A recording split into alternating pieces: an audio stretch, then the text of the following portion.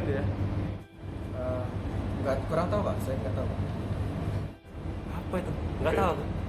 Aplikasi diri. Wah, kurang tahu Bang.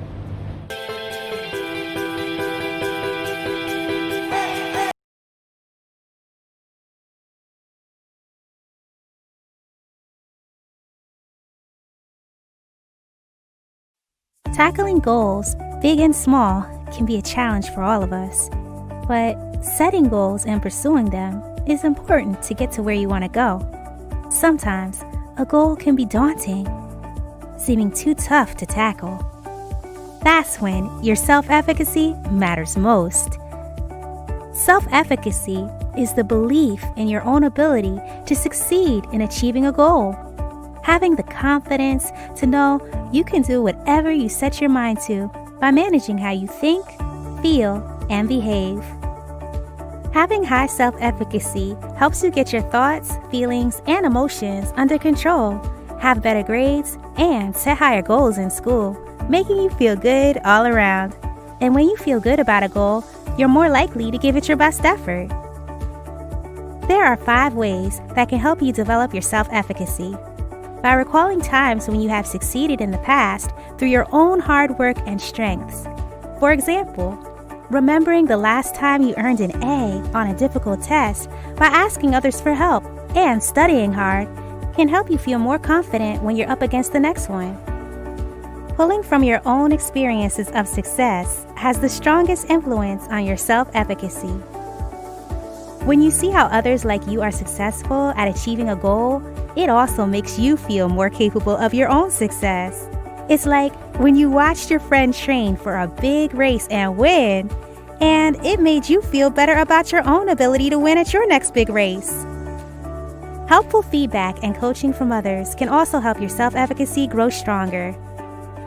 When someone you trust encourages you by reminding you of your own strengths and abilities, it can help you overcome your own self-doubt, like when your teacher coaches you through solving a complicated math problem. Sometimes it can be helpful to imagine yourself accomplishing a task. The images you see in your mind can be inspired by any of the things I just mentioned, like imagining solving the math problem before you even start trying or celebrating at the finish line before the race. Finally, learning how to read your body and emotions can also help you feel more ready to step up to the plate. We all get nervous when we have to do something challenging, but when we read those feelings and emotions in a positive way, such as feeling excited instead of anxious, it helps us think about the situation in a completely different way. Having positive emotions and moods builds your self-efficacy, making you feel more optimistic about what's up ahead. The more you become skilled at using these experiences and influences, the more self-efficacy you will build in pursuit of future similar endeavors. It doesn't mean it'll be easy. It just means that you believe you can make it happen. Having a high sense of self-efficacy can help increase your sense of agency, self-regulation, growth mindset, and perseverance, making you more likely to set and stick to challenging goals, motivating you to work hard and succeed, and giving you the courage to try new things. Those around you can help you by giving you good feedback, reminding you of your strengths and abilities, and helping you bounce back from setbacks. And when you do this for others, you can help build their self-efficacy too. So, next time you're taking on a new challenge, remember that believing in yourself is the first step in taking you to new heights.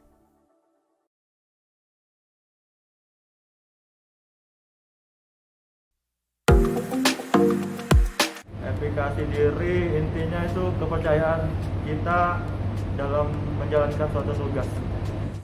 Kesimpulannya, seseorang tuh harus memiliki kepercayaan diri dalam menjalankan tugas.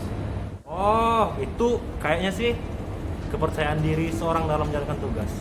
Kalau lihat video itu, efikasi diri merupakan kepercayaan diri dalam untuk mengerjakan suatu tugas. Ya, untuk menjalankan suatu tugas, kepercayaan diri yang dibutuhkan, yang dimiliki seseorang untuk menjalankan tugas. Assalamualaikum. Oke. Assalamualaikum warahmatullahi wabarakatuh. Waalaikumsalam warahmatullahi wabarakatuh. Sebelumnya kenalin dulu ya nih. Namanya Mas Robi ya. Namanya Mas Robi. Pekerjaan di tempat saya kerja. Kebetulan beliau nih orang yang dipandang banget lah di pekerjaan saya nih, Pak. Juara memang ini Mas Robi. Mungkin Bi sama siapa lagi Bi? Pinggir Bi? Ada Mas Hengki sama Mas Zani, Pak. Oh gitu. Siap. Bi kayaknya suaranya kurang kenceng Bi. Oh gitu. Oke. Itu kurang kenceng Bi. Ini udah jelas? Kecil banget. Ini udah? Kecil banget. Speaker Bapak kayaknya yang digedein, Pak. Agak anjir kacau. Ini gimana, Pak? Pakai laptop aja Bi. Oh ya udah. Bentar ya. Live aja dulu.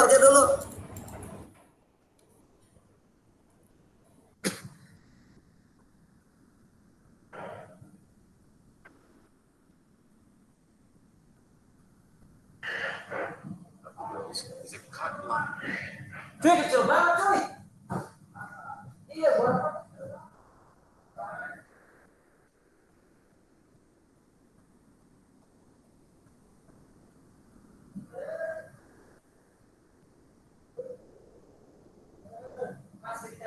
Ini adalah seorang manusia setengah bule.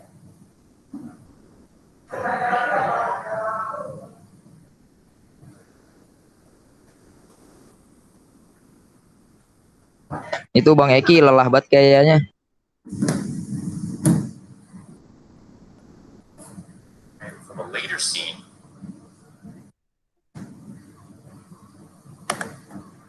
Oke.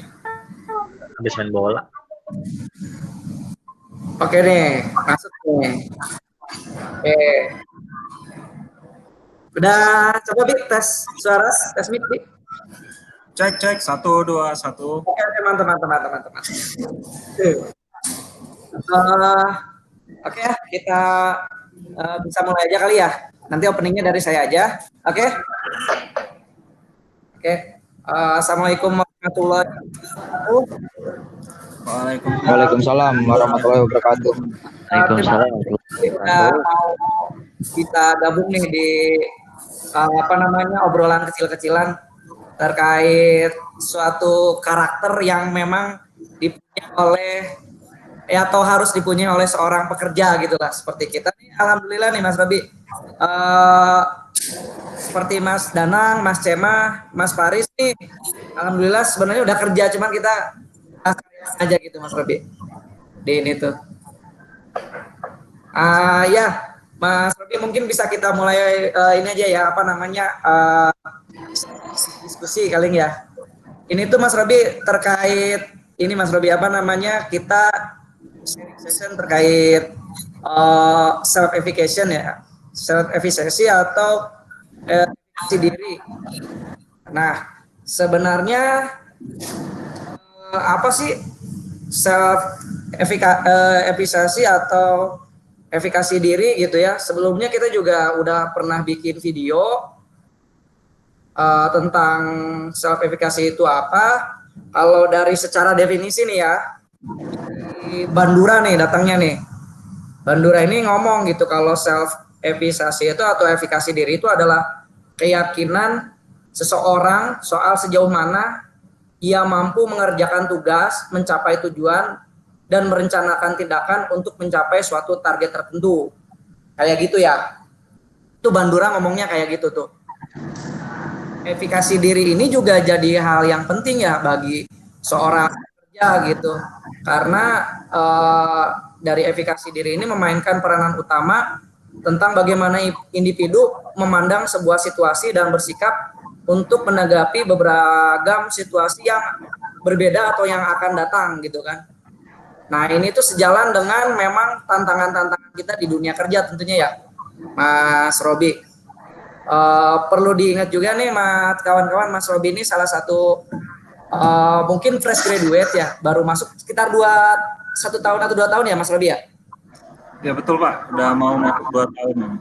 Nah, nah Mas Robi ini udah sekitar 2 tahun berarti ya dengan ini tuh, dengan sekarang. Tapi dari sekitar 27 orang ya, Mas Robi ya. Satu angkatan berapa sih Mas? 24 Pak. 24 orang penerimaan nasional. Nah, Mas Robi ini yang masuknya bareng tapi dipercaya untuk megang sebuah jabatan yang apa namanya ya, yang lain tuh belum diberikan gitu, tapi Mas Robi ini udah dikasih apa namanya, kayak kepercayaan lah untuk megang jabatan tersebut gitu. Selamat juga ya Mas Robi ya. Ya Pak, terima kasih Pak. Oke, Mas Robi mau nanya nih, mungkin dari saya dulu kali ya.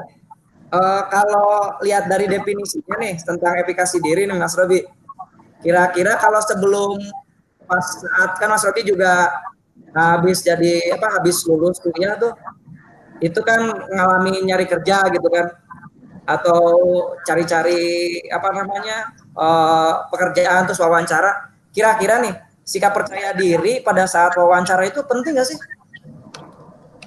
Ya pasti dong Pak. Kita kan sebelum kita direkrut itu kan kita ada namanya wawancara kan ya.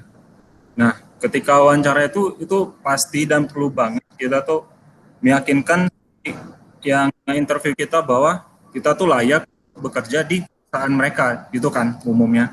Nah, hal itu sebenarnya nggak baku gimana kita cara mendapatkan simpatik dari si interviewer.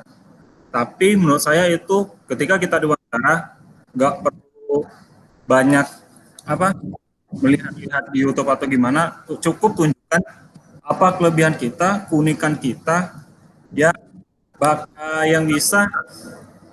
yang akan bermanfaat untuk perusahaan gitu. Nggak perlu kayak kita tuh jadi apa yang perusahaan inginkan, tapi gimana apa yang kita miliki bermanfaat untuk perusahaan tersebut.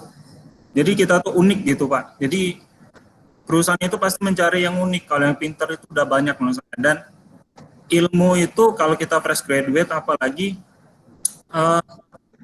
kita tuh pengembangan sih yang perlu Pak. Kalau ilmu apa yang kita bawa dari ketika selesai kuliah itu pasti banyak banget kurangnya, dan basic-basic yang terpakai ketika kerja gitu.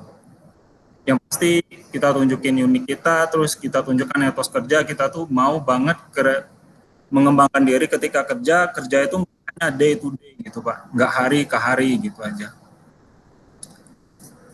Oke, Mas. Berarti memang peranan terkait kepercayaan diri kita meyakinkan bahwa kita itu layak tuh memang juga harus dijadikan faktor utama ya Mas ya. Betul ya. Jadi buat perusahaan tuh yakin dan tidak salah gitu dengan keunikan kita bahwa saya ini layak gitu ya Mas. Betul, dan kita pun juga harus yakin bahwa kita tuh layak di perusahaan itu Pak. Jadi betul. Kalau kita aja nggak percaya diri, apalagi orang mau percaya diri kita gitu kan ya. Betul. Oke Mas Robi, betul Mas. Kalau ini yang perusahaan yang kedua ya Mas Robi ya? Betul. Yang kedua. Di manufaktur terus pindah ke ini ya, ke perusahaan energi ya Mas ya. Nah, betul. Pada saat ini nih Mas, nanya pada saat kita ada perbedaan yang paling kerasa banget. Mungkin kalau misalnya perusahaan manufaktur, oke lah, memang populer gitu kan. Ya, tapi rata-rata perusahaan energi itu memang yang diidam-idamkan rata-rata gitu kan ya. Nah, itu apa namanya dari pada saat prosesnya gitu Mas Robi ngelamar, mencari kerja, ada nggak sih perbedaannya? Terus kira-kira ada nggak sih korelasinya sama efikasi diri ini Mas? Kalau cerita masalah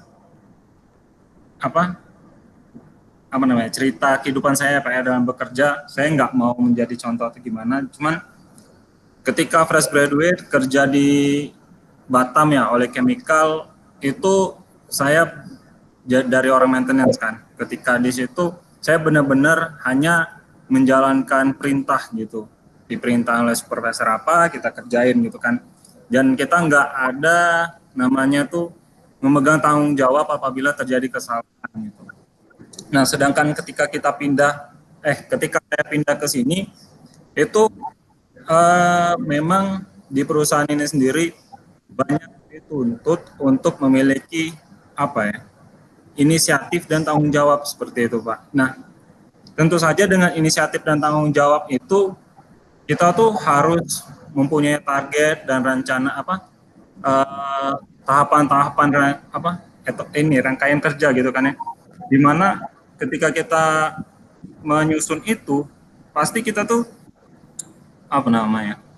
harus yakin dan sesuai tertata gitu Pak, targetnya itu seperti itu. Jangan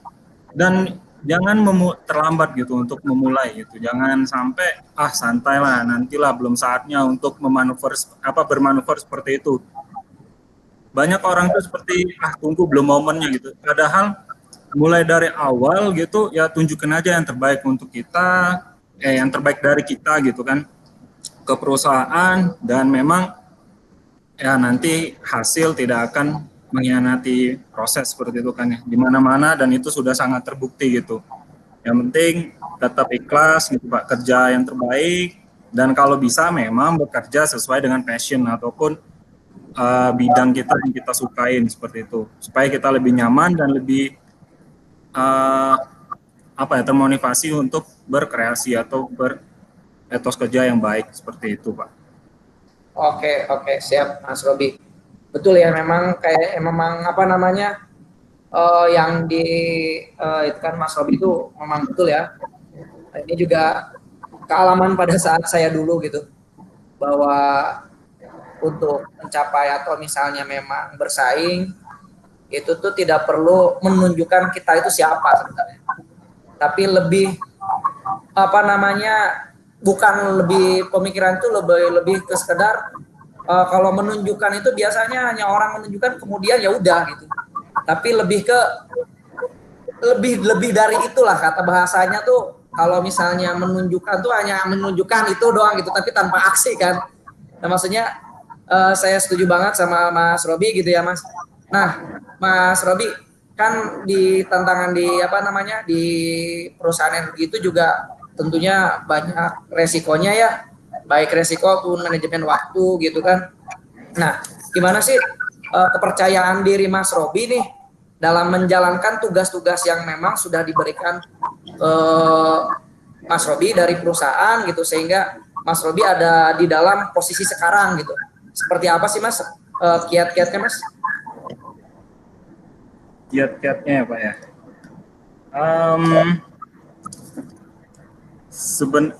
Lagi-lagi manajemen waktu ya. Manajemen waktu itu gimana? Kalau menurut saya, pertama kita tuh menghargai waktu gitu Pak. Menghargai waktu ketika kita kerja, ya kerja gitu. Ketika kita istirahat. Dan juga ketika kita dalam waktu kerja itu benar-benar kita tuh mengabdikan diri kepada perusahaan gitu. Jangan ditabrakkan dengan kepentingan pribadi, dan tentu saja loyalitas ke perusahaan itu sangat diperlukan, tapi tidak sampai mengintimidasi diri kita, seperti itu, tetap dalam koridor dan hak dan kewajiban kita. Seperti itu sih Pak ya, menurut saya, singkat aja. Oke. Ya, Mas Robi, berarti memang salah satunya ya keahlian kita dalam memanage waktu gitu kan ya, atau keahlian kita dalam memberikan ke 100%-an hati kita dalam bekerja itu juga bisa dijadikan sebagai salah satu faktor efikasi diri tentunya ya. Kita dengan PD gitu kan ya, dengan PD kita bisa memanage waktu, dan kita juga bisa meyakinkan bahwa kita tuh loyal dengan koridor yang benar tentunya ya Mas ya. Betul. Betul ya. Nah, Mas Robi, dari sekian banyak kan ya, tentunya ada juga nih, apalagi ya jabatan-jabatan krusial atau kedudukan yang memang tinggi itu kan memang yang diidam-idamkan tentunya ya Mas Robi. Nah, itu bagaimana nih Sedangkan efikasi diri itu memang kita memunculkan rasa percaya diri kita gitu. Nah, gimana nih kita memanage perasaan itu, keadaan itu dengan teman-teman sebaya sendiri gitu kan? Karena tentunya juga kalau ada kesempatan teman-teman juga kan why not juga kan ya, kalau memang dikasih kesempatan gitu. Nah itu gimana Mas Robi, lebih ke apa ya, lebih ke relasinya dengan teman-teman gitu sehingga pertemanan juga masih atau relasi masih bisa dijaga gitu Mas Robi. Betul Pak. Jujur ya, kalau dari saya sendiri sebenarnya saya yakin bahwa rezeki itu kan udah ditakar ya Pak ya. Bagaimanapun kita kerja dan nyari bakal tetap dapat segitu gitu. Dan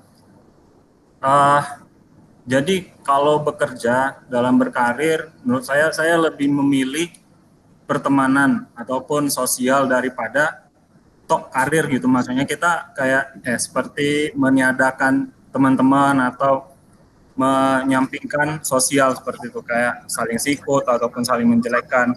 Karena saya lebih suka dapat sesuai dengan apa yang hak saya gitu dan disukai oleh teman-teman seperti itu Pak.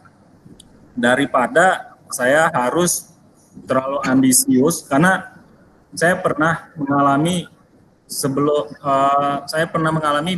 jadi diri sosok yang sangat ambisius gitu Pak. Itu sangat menyiksa diri seperti itu kan. Apalagi saya pernah melihat orang-orang yang sangat ambisius ketika tidak dapat hal itu dapat merusak diri dia dan menyebabkan demotivasi gitu kan. Jadi bekerja padahal dia ada inisiatif nggak dikeluarin karena tadi tujuan dia nggak dapat gitu kan. Nah, lagi-lagi gimana kita mulai untuk berkarir itu menurut saya siap untuk sibuk dan benar-benar tahu apa tujuan dari perusahaan atau atasan kita, goalnya itu apa gitu, dan kita tuh andil dalam hal tersebut, jangan monoton, jangan menunggu, jangan ya pokoknya apa yang perusahaan inginkan kita tuh bisa ikut andil dan jangan hanya jadi penonton seperti itu sih Pak menurut saya. Dan kalau bisa jemputlah bola gitu, tapi tidak harus sampai kalau kata orang tuh menjilat, itu ya sangat tidak baik lah. Kita bekerja profesional dan tujuan kita hanya untuk memberikan yang terbaik untuk perusahaan seperti itu, tanpa harus menjatuhkan atau menjelekkan rekan-rekan kita seperti itu. Dan kalau bisa kita tuh disupport oleh teman seperti itu Pak, mendapat dukungan, apalagi dukungan dan bantuan itu lebih enak lagi lah pokoknya Pak dalam bekerja gitu. Oke Mas Robi. Memang skill merangkul teman juga itu memang salah satunya penting ya. Karena kita ini kan kerja tim yang nggak mungkin bekerja di kota gitu lah ya, atau bekerja sendiri gitu. Tentu saja di perusahaan itu di mana-mana kalau interviewer ketika kita pasti ditanya bisa kerja dalam tim nggak gitu kan. Kerja dalam tim itu mudah gitu kan ya. Kalau kerja individu, banyak orang kerja dengan individu gitu kan, karena nggak ada yang merintah dan nggak ada yang diperintah dengan cara ini harus gini, minta tolong sama orang ini gitu kan, pusing-pusing mata orang gitu. Tapi kalau bekerja dengan tim itu memang butuh soft skill gitu Pak, pendekatan, tata pribadi kita lah seperti itu Pak. Iya. Makanya efikasi dalam ini tuh karena sifatnya efikasi diri ini nggak itu nggak konvergen tapi dia divergen ya, berarti luas gitu, artinya itu nggak mengerucut tapi membesar gitu. Artinya memang efikasi diri juga memang nggak cuman gitu masalah kerjaan, tapi dalam kehidupan sosial juga memang harus ditumbuh kembangan ya Mas Robi ya. Jangan terkotakkan dengan introvert, extrovert gitu Pak ya. Jadi introvert, aku nggak bisa tuh handle orang. Saya jujur tipe yang lebih condong ke introvert, nyamannya seperti itu kan. Tapi bisa egois, apatisme gitu kan, ya tetap harus ada lah sosialnya. Tapi tetap kita zona nyaman kita di mana gitu, dibagilah berapa sesuai kenyamanan kita gitu Pak. Oke, siap-siap Mas Robi. Terima kasih Mas Robi. Mungkin dari kawan-kawan ada yang ingin bertanya, silakan. Ya Mas. Ya silakan Mas Bana. Halo Mas Robi ya. Iya, Mas Satria. Malam, Pak. Ini mau bertanya sekarang Mas. Dari mendengar cerita-cerita yang tadi ya, dari pengalaman kerja yang banyak, gimana sih cara self efficacy Mas Robi saat bertemu pimpinan yang selalu menekan kita dalam pekerjaan? Padahal itu bukan job desk kita. Itu gimana tuh? Terima kasih ya. Bagus itu. Gimana? Langsung jawab. Langsung aja Mas Robi, lanjut. Ini pengalaman ya Pak ya, dan yang sudah saya lakukan gitu ya. Saya nggak bilang ya apa yang saya lakuin benar gitu. Cuma kalau saya misalnya dikasih tugas oleh atasan dan itu tidak sesuai dengan job desk saya, ya, gimana ya? Kalau pertama menurut saya atasan itu memberikan tugas tersebut, apalagi di luar job desk, itu dia udah melihat bahwa kita tuh mampu gitu kan Pak ya. Tinggal kita ngelakuinnya tuh berat atau enggak, dan pasti berat gitu kan. Ya lagi-lagi kita motivasi diri kita bahwa kita kerja nggak hanya day to day gitu. Kita juga jika memang ingin dilihat baik, tentu saja kita harus menolong atasan gitu kan. Ya sebenarnya bisa dibilang nolong, bisa dibilang kewajiban gitu kalau di jam kerja. Lagi-lagi kalau kita mampu, lakuin aja Mas. Kalau saya lakuin. Kalau tentu saja kita tuh bisa ada basicnya kalau disuruh oleh bos itu. Kalau nggak benar-benar nggak bisa, ya bisa nolak atau bisa belajar gitu. Kalau saya lebih milih untuk saya coba seperti itu Pak, karena memang ada beberapa kali yang seperti Mas Danang bilang gitu ya, tanya pernah nggak kayak gitu atau gimana caranya, pernah gitu. Dan gimana caranya ya, kalau saya tahu tolongnya. Kalau saya tahu ya saya jalanin, dan itu pasti sangat membantu diri saya gitu. Belum lagi tugas saya yang udah banyak, ditambah lagi permintaan dari atasan gitu. Belum lagi apalagi nggak ngerti gitu kan, harus baca-baca lagi, jadi menyita waktu istirahat. Kalau udah menyita waktu istirahat, pernah gitu Pak, sampai makan aja diantar segala macam gitu. Tapi lagi-lagi percaya aja, kalau kita udah diminta gitu oleh atasan, pasti ada nilai plus dari atasan, dan jangan kecewain itu sih Mas Danang. Tergantung dia mau menerima kepercayaan itu dan menjadi orang kepercayaan orang atasan kita, menolak itu dan menjadi orang day to day aja. Oke, siap. Terima kasih Mas Robi untuk jawabannya.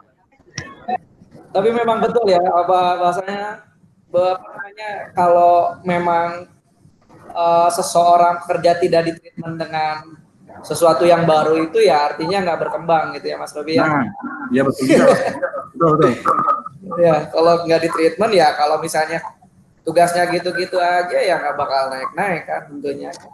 Dan disitulah kalau pribadi saya, jangankan di pekerjaan gitu, di dunia maya, sosmed aja, kalau kita nggak ikutin, kita tertinggal loh gitu. Iya betul. Setuju. Iya, sosial media gitu. Oh, udah ada yang kayak gini ya. Aku nggak diri kayaknya udah tertinggal gitu. Tapi apakah mau update kayak sekarang udah TikTok kan? Nah, kalau saya lebih milih nggak ikut TikTok gitu. Setelah di TikTok ya itu nggak bakal paham gitu Pak. Iya. Gitu. Kalau kita nggak diikuti nggak bakal paham gitu. Soalnya ini tertinggal Mas. Iya. Iya betul. Mungkin yang lain Mas Cema atau Mas Faris ada yang perlu diobrolin gitulah ya, tentang sharing nih antara seperti apa sih yang sertifikasi di dunia industri energi gitu kan, para pekerjanya seperti apa gitu. Silakan Mas Cema kalau ada. yang mau didiskusikan atau seperti apa? Saya ingin bertanya ke tadi. Halo, Ya, macam sedikit tapi salam kenal dari saya. Ya. Tadi saya menyimak cerita ya sebelum bekerja di bagian energi di manufaktur dulu ya sebelumnya ya. Betul ya Mas Robi ya? Oh ya. Itu posisinya jadi maintenance ya Pak? betul Pak. Teknisi. Saya juga sama nih Pak. Jadi maintenance ya. Gimana sih ketika Mas Robi dulu bekerja menjadi seorang maintenance, ketika ada trouble dan something itu tidak diatasi oleh kita membuat atasan itu seperti tidak percaya lagi sama kita loh. Jadi gimana Mas bisa meng-up lagi percayaan diri lagi tentang pekerjaan Mas sebagai maintenance tersebut? Oke. Jadi kalau boleh saya perjelas, contohnya itu kalau saya kerja gitu ada kesalahan, terus leader kita jadi underestimate ke kita gitu, Pak ya, cuma ya. Gimana caranya kita tuh menjadi orang yang bisa dipercayanya lagi gitu ya? Iya betul. Pernah mengalami Pak? Atau tidak pernah?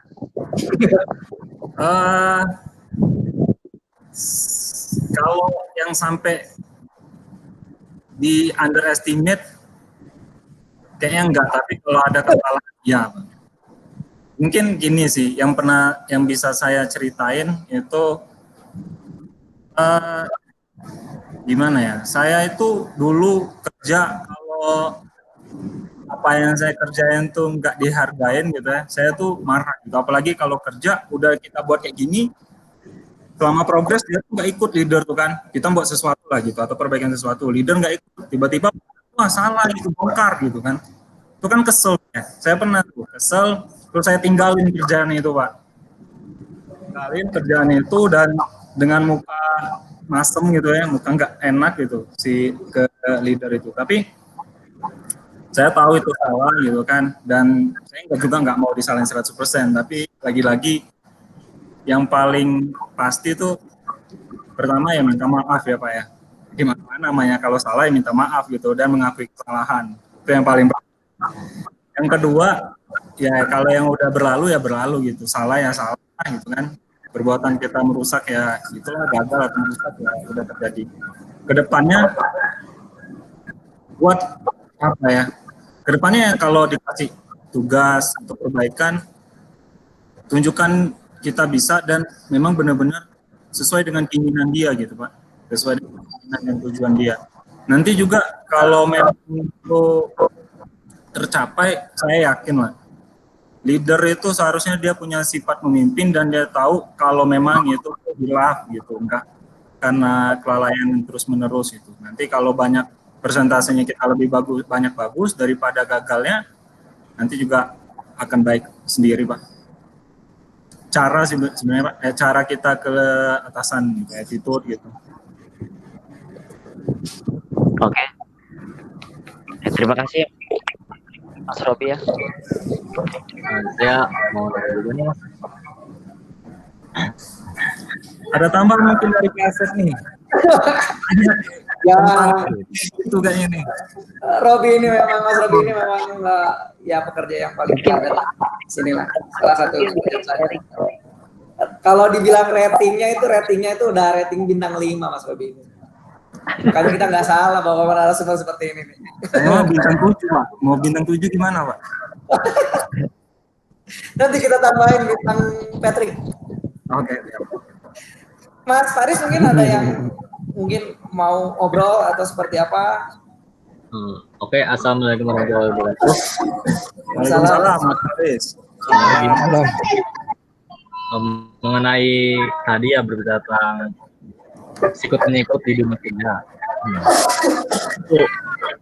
Menurut Mas Rawi ini tanggapannya gimana ya ketika ada di dalam satu tim ada orang gitu, dia irilah sama kita gitu.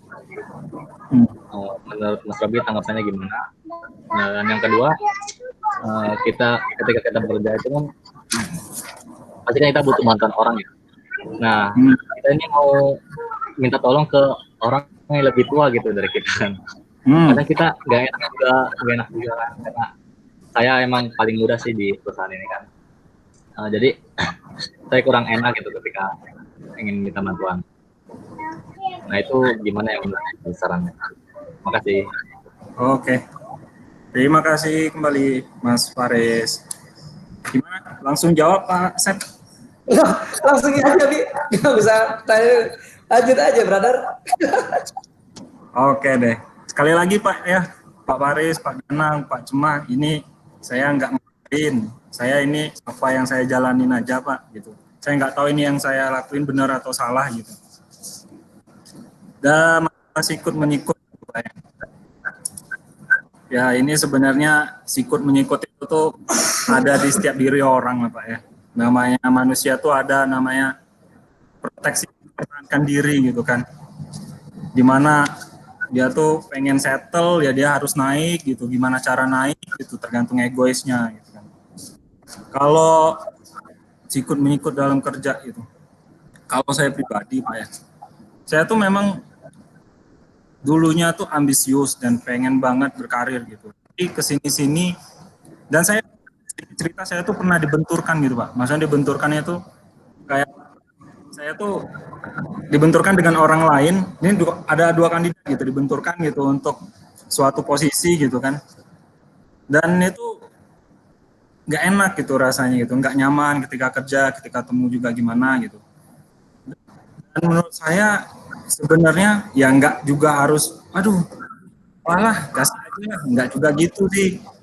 Ya lakuin aja yang terbaik gitu. Yang lakuin terbaik itu tadi yang ditanya Mas Dana, kalau dikasih tugas yang di luar job desk, ambil aja gitu. Ya tinggal ada yang nganggep, itu sok-sokan gitu kan orang lain kan. Ya kan bukan kita yang nyari kerjaan kan memang dikasih gitu. Jalanin aja. Terus kalau memang ya kita rasa lebih cocok, ya kasih aja gitu. Maksudnya kasih aja tuh gimana ya?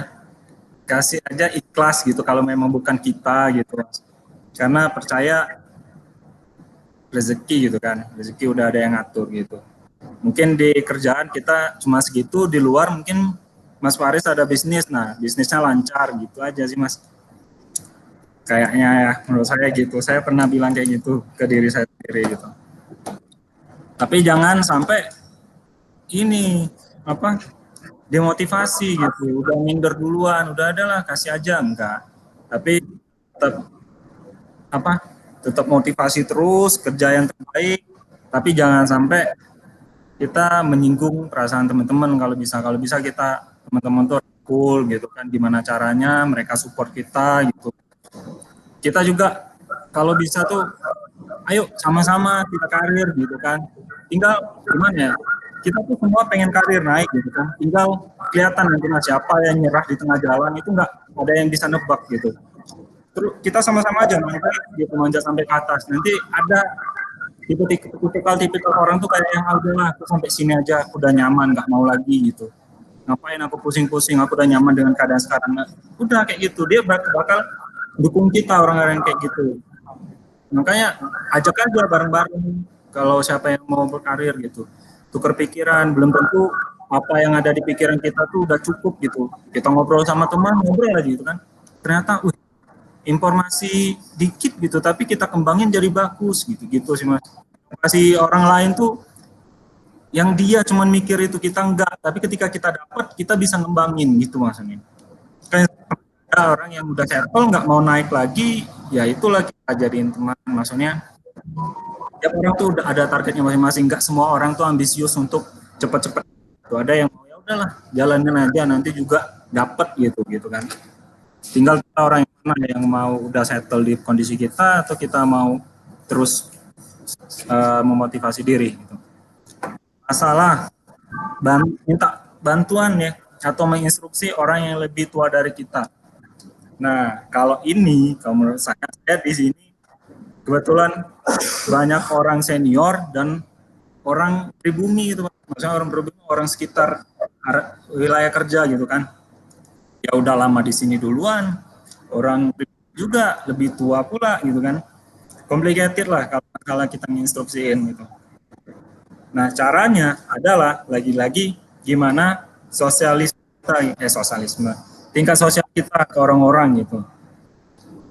Kalau kita banyak teman gitu kan, cara sosial kita bagus, orang itu pasti malah mau bantu kita. Dan ketika kita instruksi itu bukan suatu perintah dari bawah gitu, kayak oh minta tolong gitu. Lebih dia nerimanya minta tolong walaupun kita sebenarnya instruksi gitu kan. Dia tahu oh dia yang ngasih saya arahan kerjanya gini gitu kan. Lagi-lagi mungkin harus perbanyak nongkrong di warung kopi gitu kan. Kalau ada waktu ya nongkrong, gabunglah ke mereka gitu. Jangan lupa sapa kalau papasan gitu. Gitu-gitulah Pak, pendekatan kayak gitu pasti ya. Jangan lupa. Dan jangan sekali-sekali sombong ke mereka lah gitu, gimana ya. Rangkul aja Pak,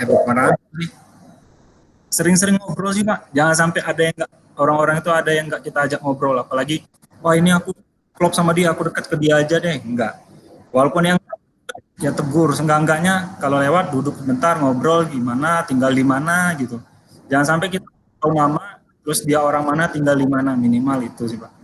Selebihnya kalau memang ada topik yang cocok, mungkin game gitu-gitu, ya lanjutin aja, ngalir aja Pak.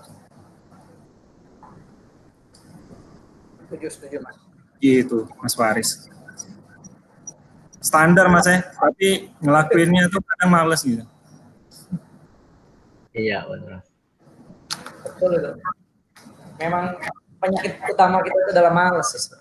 Iya, malas bersosial. Apalagi udah tahu kayak udahlah, nggak penting-penting banget orang itu buat kita gitu kan. Iya betul Mas Rabi. Enggaknya tegur aja dulu gitu kan. Jangan ketika kita perlu baru mau kenalan gitu. Ya, kalau menurut saya yang kita obrolin ini tuh salah satunya tuh memang salah satu kemampuan dalam efikasi diri ya, seperti diceritakan gitu. Bagaimana sih kemampuan dan kepercayaan diri Mas Robi merangkul orang lain, merangkul teman-teman, membuat atasan percaya ke Mas Robi bahwa memang Mas Robi itu orang yang capable, tapi tidak secara direct ditunjukkan. Kalau secara direct ditunjukkan tuh kayak preman sebenarnya ya. Preman-preman kampung tuh seperti itu. Cuman kalau misalnya kalau kita lihat seperti mafia-mafia Italia kan nggak perlu ngilangin, oh saya mafia. Nggak perlu, dengan sikapnya dia, orang lain bakal fair. Dengan melihat sikapnya atau dengan melihat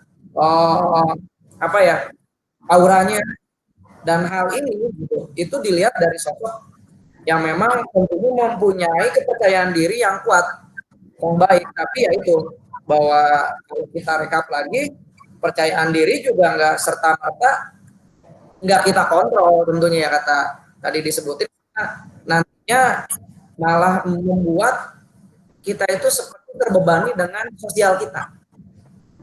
Ada anggapan dari yang lain seperti apa gitu ya, kayak gimana gitu, terus disebut ambisius lah atau apalah, padahal ya kalau dibilang ambisius sih enggak sih, ya biasa-biasa aja, memang standar kita begitu. Cuman pandangan orang lain terhadap suatu individu atau suatu orang itu kan pasti relatif ya, tergantung pandangannya seperti apa sih kalau menurut saya gitu. Saya yakin teman-teman juga, Mas Faris, Mas Cemah, Mas Danang juga merasakan nih, karena tentunya bekerjanya juga enggak bekerja sendirian, kita kerja tim kan gitu. Sebenarnya dalam suatu pekerjaan nggak ada pekerjaan yang dikerjakan sendirian secara apa ya secara langsungnya tuh nggak ada gitu. Nggak ada sebenarnya, langsung sebenarnya kita tuh secara tidak langsung tuh mengerjakan kerjaan tim. Kalau apalagi di sebuah perusahaan besar kayak gini ya, orang dagang aja kadang kita masih bekerja sama gitu kan, dagang di emperan juga kan, gitu. Walaupun ya ngegoreng sendiri atau kayak gimana gitu, tapi tetap masih harus ada kerjasama gitu. Seperti itu mungkin. Oke Mas Robi, mungkin karena juga Mas Robi dalam posisi kesibukan yang tinggi nih, mungkin bisa kita cukupkan saja kali ya kawan-kawannya. Walaupun rasanya menurut saya ini obrolan yang menarik, cuman karena di sela kita juga ini dalam keadaan on duty ya Mas Robi. Ya mungkin bisa kita cukupkan saja ya Mas Robi dan kawan-kawan. Sedikit Mas lagi, Pak Asep. Ya, lanjut Mas Robi. Sedikit closing statement gitu ya. Oh iyalah. Iya, harus ada Pak, biar kayak orang itu Pak. Lanjut. Jadi masalah self efficacy dan karir gitu kan, dan etos kerja, tentu kita tuh ada capek gitu Pak ya. Capek misalnya apa, tugas gitu-gitu terus banyak banget gitu ya. Kalau capek ya istirahat gitu. Capek istirahat. Maksudnya istirahat apa? Istirahat ya mungkin sometimes kita nolak kalau di luar job desk nggak apa-apa gitu. Tapi jangan kelamaan gitu. Cepat-cepat ambil lagi gitu. Terus masalah yang kayak kalau ada yang Pak Asep bilang jangan kayak mafia itu tadi itu kan. Nggak usah terlalu nampak banget gitu. Nah, peribahasa aja gitu. Kita peribahasa gampangnya kayak playboy gitu Pak. Playboy itu newbie, dia pasti nunjukin diri dia playboy Pak, gitu kan. Mau kayak diliatin gitu, kita nunjukin wah ini cewek aku upload gitu kan banyak gitu. Tapi kalau pas kakap, itu gimana caranya orang nggak tahu gitu. Iya betul. Dia bisa gitu, lebih banyak gitu. Betul. Yang ketiga gitu, tentu saja memperbanyak soft skill gitu Pak, memperbanyak lagi. Apa sih mulai dari kalau saya pribadi ya, kayak mulai dari PC aja, Bapak gampang hebat di Excel gitu, perbanyak lagi Excel, PowerPoint perbagus lagi gitu. Editing ya perbanyak aja ya, yang kayak gitu tuh nanti bakal dibutuhin oleh ruang lingkup kerja kita apa nanti minta tolong oleh bos segala macam, yang kayak gitu lebih dari itu lah. Mungkin entah itu fotografer segala macam, mancing, sepeda, perdalam aja Pak, yang hobi-hobinya, jangan hanya fisika, matematika, kimia segala macam, jangan hanya teknikal kayak gitu. Betul. Seperti itu. Itu aja Mas Danang, Mas Faris, Pak Cema. Terima kasih. Oke. Baik Mas, terima kasih. Terima kasih Mas Robi atas waktunya. Makasih Mas Cema, makasih Mas Faris sudah bisa ikut bergabung dalam obrolan yang ringan dan kecil ini ya. Semoga ada manfaatnya dari apa yang kita obrolkan atau kita angkat sebagai bahan diskusi.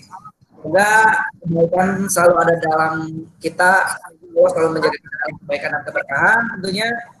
Jaga terus protokol COVID 3M, ingat menggunakan masker, mencuci tangan, dan menjaga jarak. Oke, mungkin dari saya seperti itu. Kita akhiri. Assalamualaikum warahmatullahi wabarakatuh. Makasih Mas Robi dan kawan-kawan. Waalaikumsalam, makasih Mas. Ya.